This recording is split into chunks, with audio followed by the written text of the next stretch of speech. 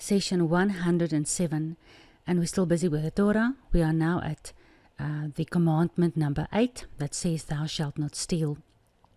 And we're discussing all the commandments of the rest of God's Torah that falls under this main heading, "Thou shalt not steal," and that falls under the main heading of how you learn to love your neighbor. So let's start with Deuteronomy 14:28. "At the end of every third year, you shall bring out all the tithing of your produce in that year, and shall deposit it in your town." Tithing is a very difficult commandment to understand, especially because we work with money these days. We don't work with produce, we don't work with harvest. A lot of the tithing had to do with the cycle of the harvest and your animals that you had on your farm. So a lot of the tithing would be the firstborn of your animals and the first fruits of your harvest. And we've lost that tradition because we are not farmers. We are not in ancient times. We're in modern times. We live in a modern society. We don't have harvest. We don't have animals. But we earn our money. But we don't have a temple. We don't have Levites. So at the end of the day, what do you do with your tithing? So during the commandments of "thou shalt not steal," it also has to do with not stealing from God, besides not stealing just from your neighbor. So we will discuss all the various forms of tithing that is discussed in the law. And you will see from that exactly what to do with your tithing and what not to do, what not to be made told by the church what to do. Because the church a lot of times would say, tithing is such a great commandment, and yet they reject the rest of God's commandments. But at least the commandment of tithing suits them, so that is the one commandment they will forever throw in front of everybody's face when they have their meetings. Tithing has got to do with looking after the people that works for God. And tithing also has to do with looking after the poor people, the widows and the orphans. But tithing, as you will see as we work through all these various commandments, also has to do with you saving up some money so you can enjoy the feasts. And so that when you go to the feast, and there are poor people that would also like to go to the feast, but they can't, then that is what your tithing is for. So we'll go through all of these in the various applications as we get to those verses. But yeah, every third year, it has to do with the harvest of your land, that everything you've planted.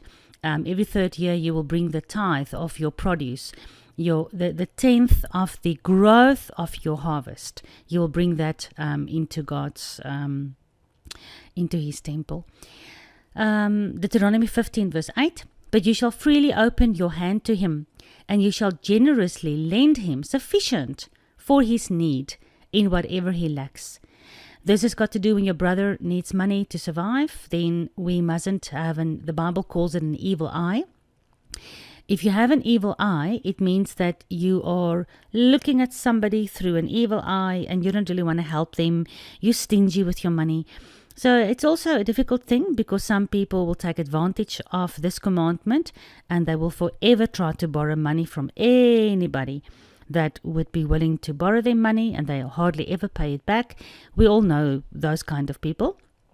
But in general, in God's kingdom, the way that it works is if your brother is in need, you must lend him money. And if he can't pay you back, then as Yeshua described in that beautiful parable, then basically you write off the debt. But as Paul says in the New Testament, if you don't work, you don't eat. If you want to be lazy, then you're going to die of hunger. And very soon, inside the believers' community, people will be recognized that are lazy and that's forever borrowing money. We are not talking about them. They have to be taught a lesson. They have to be taught how to work. They have to be helped and taken under your wing and teach them to take responsibility for their own lives. But people that go through a difficult time, we are not supposed to not open our hands and give to them freely, generously, what they need. The Jews today, again, I'm going to just tell you a little bit about the house of Judah. When somebody begs money from a Jewish person, I don't know if anybody of you have ever been to Israel, but you'll see that these people don't. When somebody asks money of them and begs, They, according to the Talmud, and we don't follow the Talmud, but the Talmud describes these laws a little bit further. And it says that you don't take out your purse and then you decide how much money you're going to take out of your purse to give to the person that's begging from you.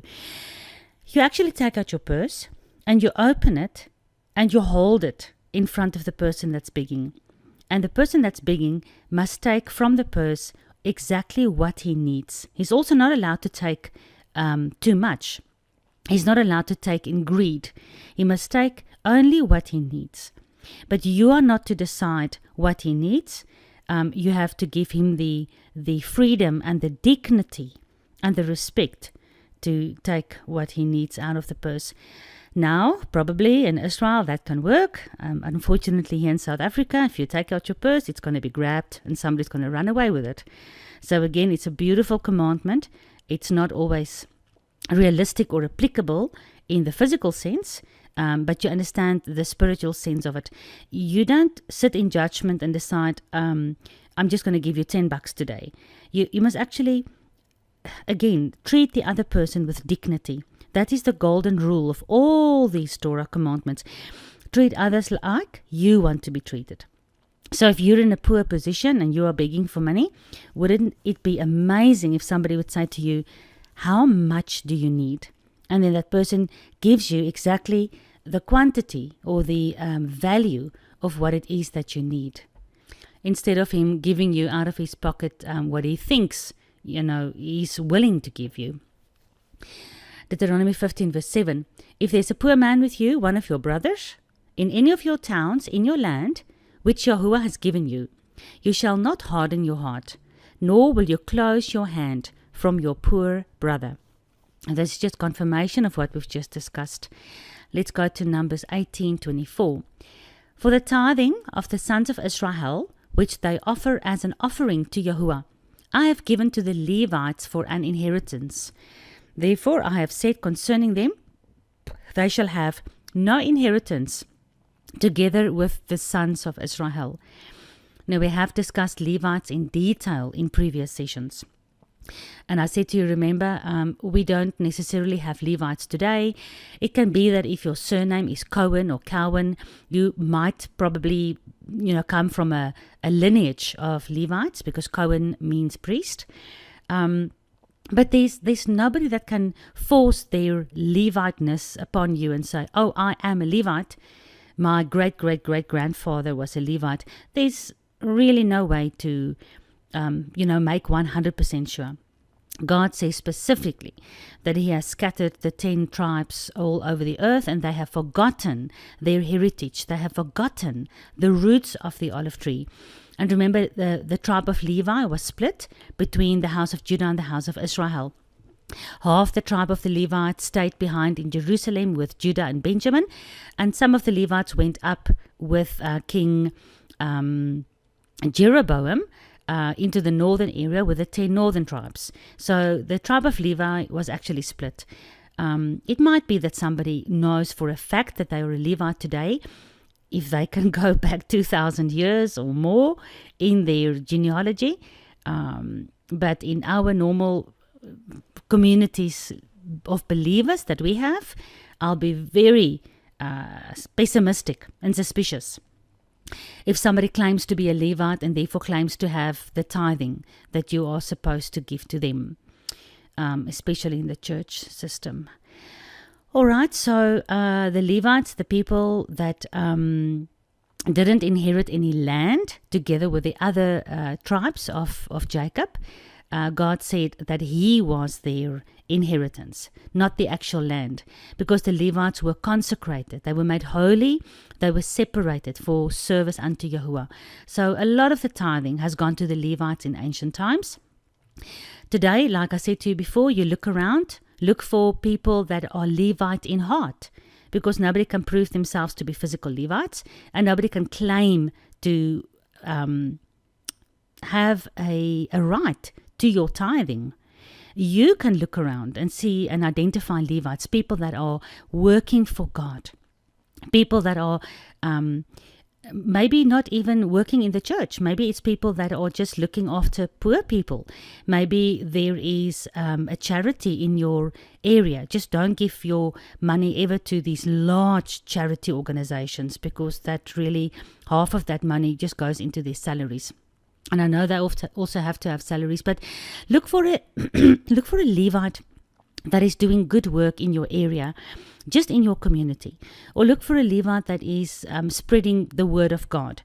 Or look for a Levite that is looking after children, that is really not getting money from anywhere else. And then you spend your tithing there. Deuteronomy 14 verse 22. You shall surely tithe all the produce from which you sow, which comes out of your field every year.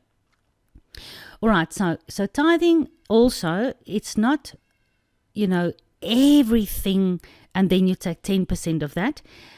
You have a field, you sow seeds, and that which grow from the field, the profit that grows out of the field, of that you are tithing of your produce.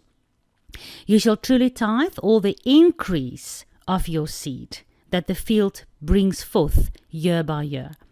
Do you see that? So you have a little field this year, but next year you are growing your field and you're planting more, and you maybe had a little bit more money to buy more seed. So of the increase of your field and of your seed and of your produce and of your animals, you also give a tithing of that, because it's God that gives you the increase. And you shall eat before Yahuwah your Elohim in the place which he shall choose to place his name. All right, we know by now that is Jerusalem. So in the ancient application of these laws, 3 times a year, all the men and all the families went up to Jerusalem for the feast. And that's also where they took their tithing. A lot of their tithing was actually food and their sacrificial animals. And they would eat that while they were having a feast before Yahuwah, together with all their brothers and sisters. You shall eat your tithing before Yahuwah in Jerusalem, the tithing of your corn, your wine, your oil, the firstling of your herds, your flock, that you may learn to fear Yahuwah always. This is beautiful. And regrettably, again, we are not in this kind of tradition. We are not in this kind of society. But imagine yourself 2,000, 3,000, 4,000 years ago. You live maybe on a farm in the land of Israel, coming out of Egypt, and you've survived through the wilderness, and you are keeping the commandments of God, and you love him with all your heart. And then during the 3 feasts, which is unleavened bread, Shavuot, and Sukkot. During those 3 feasts, you actually bring your tithing. You come all the way with joy and celebration. You're walking with your friends and family all the way to Jerusalem, and there you will have a huge feast. And you will share your corn, your wine, your oil, and the firstlings, the firstborns of your herd and your flocks. You will actually share that with friends and family and poor people and the widow and the orphan, and you'll bring that tithing to the celebration in Jerusalem. So we don't physically do it this way, but by now you learn how to do it spiritually and how to do it wherever you are. We are not in Jerusalem yet. We are not in the promised land yet. But we can still share our tithing during celebrations with our fellow believers, and also invite the Levite, the person that is serving God, and also look after such a person, and also invite the orphan and the widow. And if the way is too long for you and you are not able to carry it because the place is too far from you, which Yahuwah have chosen to set his name, when Yahuwah, your Elohim, have blessed you. Okay, so if you live on a farm very far away from Jerusalem, and it's too far to carry the firstlings of your flock and your oil and your, everything that you're bringing your tithing for, if it's a lot to carry and the way is too long, God even has a plan for you then.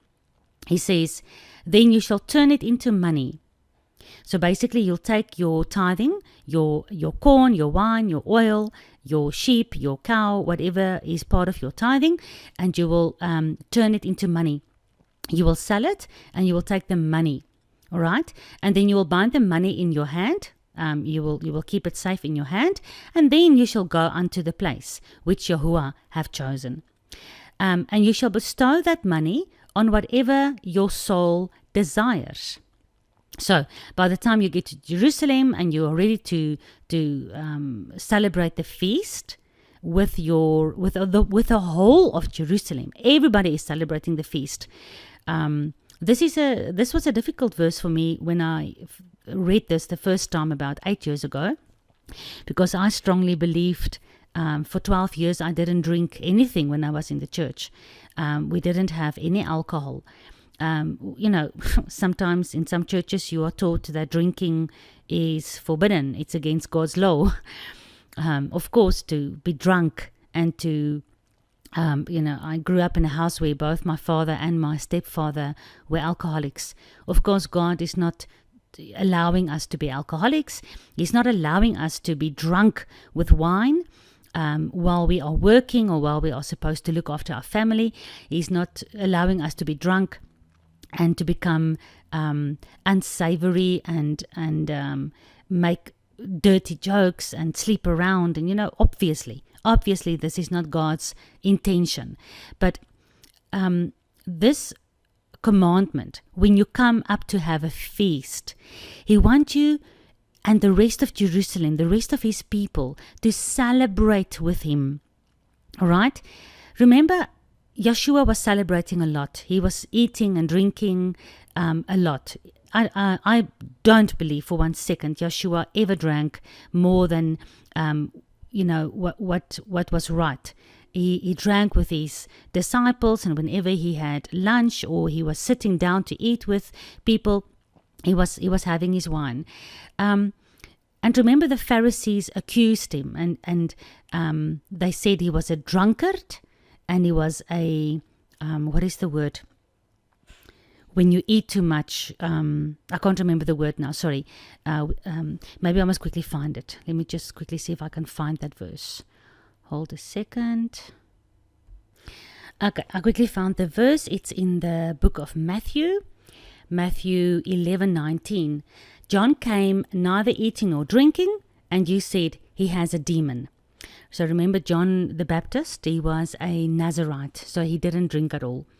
But the Son of Man came eating and drinking, and they said, look, he is a glutton and a drunkard. So a glutton is somebody that eats too much, and a drunkard is somebody that drinks too much. So they accused Yeshua of being a glutton and a drunkard. It shows us we don't believe that he was a glutton or drunkard at all. He celebrated with his friends and his disciples, and he even had lunch with tax collectors. Remember, at one time the prostitute came in, and he even allowed her into his presence to wash his feet, because he came not for those who don't need a doctor. He came for those that are sitting in darkness. And he showed them that life is worth living, not because of wine or because of eating and drinking, but he as the Son of God spent time with tax collectors and prostitutes and fishermen, and he celebrated with them. And then this specific verse that talks about your tithing, if you live too far away, then you turn your tithing into money, your animals and your corn and the increase of your seed, and then you come, Deuteronomy 14 verse 26, and you shall bestow that money on whatever your soul desires. If you want to buy an ox or a sheep, or you want to buy wine, or you want to buy strong drink, or whatever your soul desires, and there you shall eat it. You shall celebrate with it before Yahuwah, your Elohim, and you shall rejoice, you and your entire household. All right? But not only you and your entire household. No. Verse 27, and the Levite that is within your gate, you will not forsake him, you will not forget him, because he has no part nor inheritance with you. So you have to look after the Levite. And also, of course, the widows and the orphans and all the poor people. So it was amazing. People came 3 times a year to Jerusalem from all over Israel. Some of them brought their actual animals and corn and wine and oil. And some people that were living too far away brought their money. And they came together in Jerusalem. They invited all their friends and family and all the poor people from the streets and all the Levites, and everybody enjoyed the celebration together. So your hard work, you then enjoyed in front of God when you had your celebration, and you worshipped God within the gates of the city where he chose to put his name. And everybody, the whole kingdom, enjoyed the celebration together. And that is also a picture of how the celebrations will be in the future, when everybody comes together, when he gathers all of us again together in his kingdom. Deuteronomy 14:28. At the end of 3 years, you shall bring forth all the tithe of your increase of that same year, and you shall lay it up within your gates. And the Levites, because he has no inheritance with you, listen to this, and the stranger, and the fatherless, the orphan, and the widow, which are within your gates, shall come. You shall invite them when you bring your tithing, and they will eat and be satisfied, so that Yahuwah may bless you in all the work of your hand, which you do. So looking after the fatherless, the stranger, the Levite, the widow, and the poor people, out of your tithing, out of the hard work of your hand, God blesses the work of your hand. And the increase of the work of your hand then goes to look after these other people. And when you follow this Torah commandment, then God has a reason to bless you. But when we become lazy, and we become greedy, and we become selfish, and we don't give out money anymore, or even your time, or your love, never mind physical money as tithing, what about your time? What about looking after somebody, even if you can't give them money? Don't let people make you feel guilty because you can't give 10% of your salary, or because you don't have a salary. I mean, what can you do? Think about somebody that is feeling rejected and lonely and scared, and you come along and you smile to that person, and maybe in your busy day, you do something for that person. Maybe you help that person with your time. Don't you think God sees that as well as tithing? And he will bless you for what you have done. Deuteronomy 26 verse 13 to 19.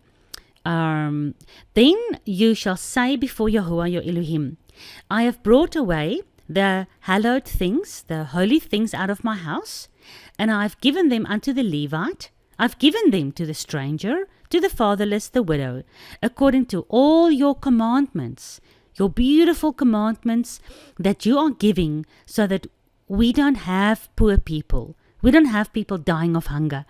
If this world that we live in can stop wasting money on corrupt establishments and agencies and governments, and if each one of us can just start looking after the poor and the stranger and the fatherless and the widow, we will not have poverty or people dying of hunger. But most of our money are taken up into corruption, and the poor people hardly ever sees the money. So God, I say before you, I've taken the holy things that you have blessed me with, and I've looked after the stranger, the fatherless, according to the commandments. I have not transgressed your commandments. I have not forgotten your commandments. This is now somebody having a conversation with God. I have not eaten thereof in the morning, in my mourning, neither have I taken away any thereof for any unclean use, nor have I given any thereof for the dead. So basically the tithing that's meant for the stranger, the poor, the fatherless, and the widow, and the Levite, I have not eaten that when I was going myself through a difficult time. I have not taken away any of that for any other use, which is called unclean, any personal use or any selfish use. And I haven't given any of that for the dead. People used to give gifts to the dead, and I don't know, all kinds of strange traditions of sending the dead off with money and gifts, as if they can use that at the gates of hell. But anyway, that's just pagan traditions. But I've listened to the voice of Yahuwah my Elohim, and I've done according to all that you have commanded me.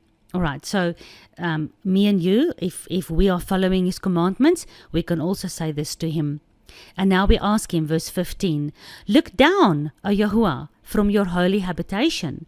Look down from heaven and bless your people Israel. Bless the land which you have given us, and that you have sworn unto our fathers, a land that flows with milk and honey. We pray this today as well, because Israel today is scattered, and the land of Israel is polluted with all sorts of transgressions and corruptions, and Jews that call themselves Jews, but they are not, but they are from the synagogue of Satan. And we ask God, as we are scattered, as we are dispersed all over the earth, we realize that we are the seed of Abraham, Isaac, and Jacob. When we believe in your word, if we believe in your word that became flesh, and we return to your commandments, and we start looking with our tithing after all the people that you are telling us in your commandments to look after, and we are begging you, please look down from heaven, see how Israel is scattered, see how your land is polluted, and we ask you, make it again a land flowing with milk and honey. Come back, let this time of tribulation just be over, and return to your people. Look down from your holy habitation. Come down from your holy habitation. Bless your people Israel. Gather us again and bring us back into the land that you have promised to our forefathers.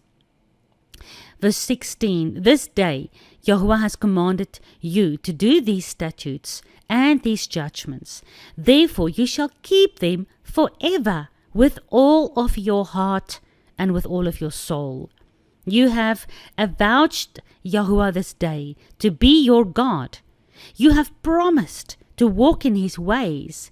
You have given your word that you will keep his statutes, his commandments, his judgments, and that you will listen to his voice. This is when we got married, we as the nation Israel, when we got married to Yahuwah at the mountain of Sinai, because we avouched that we will be his and that we will walk in his ways. And verse 18, Yahuwah has vouched and made covenant with you this day, so that you can be his peculiar people, as he has promised you, and that you must keep his commandments. And he hath promised that he will make you high above all the other nations which he has made. He will make you high in praise, in name, in honor, that you may be a holy people unto Yahuwah, as he has spoken. All these hugely significant covenant promises of the land flowing with milk and honey, of God bringing people back to the land, of people being his peculiar people, of God being their God. All of this starts off with verse 13 and verse 14, where these people that is reminding God of all his promises, these people can vouch and say, God, you have some of the smallest commandments is to look after the poor people. I mean, it's not a huge thing. It's an easy thing. You take 10% of your money, 10% of your time, 10% of, I don't know, your petrol in your car, I don't know, 10% of everything.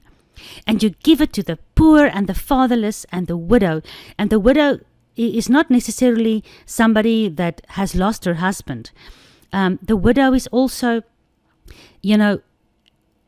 everybody that has lost their husband, their father Yahuwah, who was their husband, and they have not returned back into the new covenant, the renewed covenant, where the law is written on their hearts, and where they understand that they can now be betrothed again because the husband has died.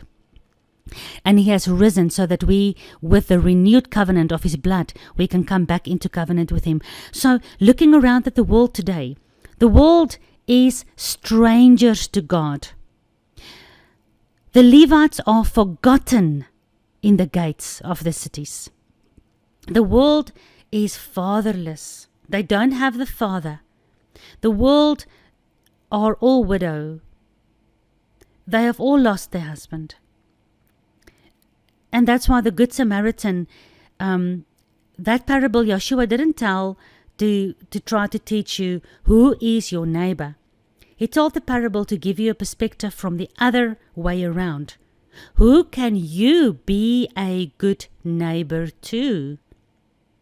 The Good Samaritan walked past that guy, that Jewish guy, and he helped him, although he wasn't really supposed to help him because Samaritans aren't even allowed to touch Jewish people. But he decided that day that he was going to be a good neighbor, and he helped that guy along the road. And that is the golden rule of the Torah, both by the mouth of God and by the mouth of Yeshua, is how you live your life, how you look after other people, how you do your best, even if you don't have much. Because whatever you do for others will be done unto you, and God will reward you, maybe not always in this earth, maybe like the church and Benny Hinn and those guys, they always make these promises. You give $10,000 today and God will bless you within 7 days with 100-fold blessing. Hogwash. Those guys become richer and richer by the year, and the people become poorer and poorer. Follow God's commandments.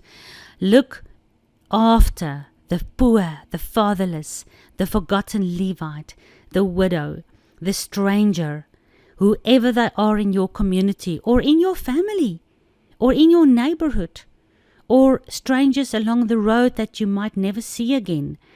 Do those deeds of kindness. Come to Yahuwah and say, Yahuwah, look down from heaven. See that your people, me and the rest of those that believe in you, see how we are remembering even these easy, simple, forgotten commandments of how not to steal, how even not to, when somebody is needing something, not to close our hand, but to open our hand so that that person can tell us and take exactly how much he needs. Look down from heaven and see your people scattered into every tribe, nation, and tongue, how we are returning to your Torah.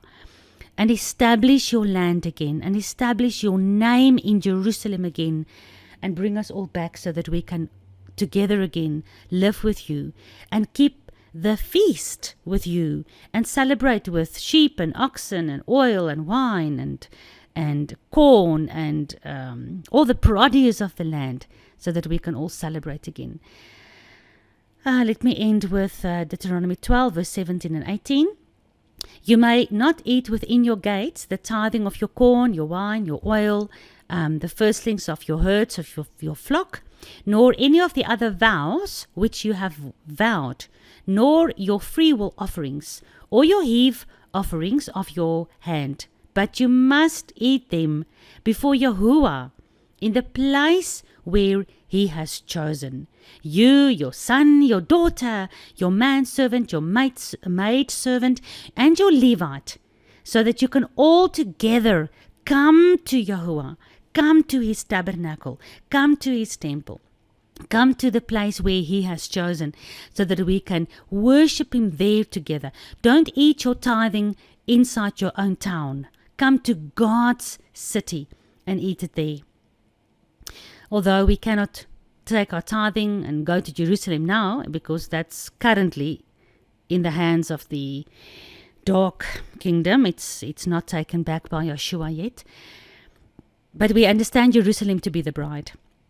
And we understand wherever God's people come together, that is where his temple is. So we come together with our tithing, and we bring all these strangers and poor people and Levites, and we have celebrations together. And it's difficult because, now it's lockdown and all these other things that is restricting all these kind of celebrations. But nothing is keeping you from keeping the celebration in your house and maybe inviting the Levite, the stranger, the widow, and the orphan.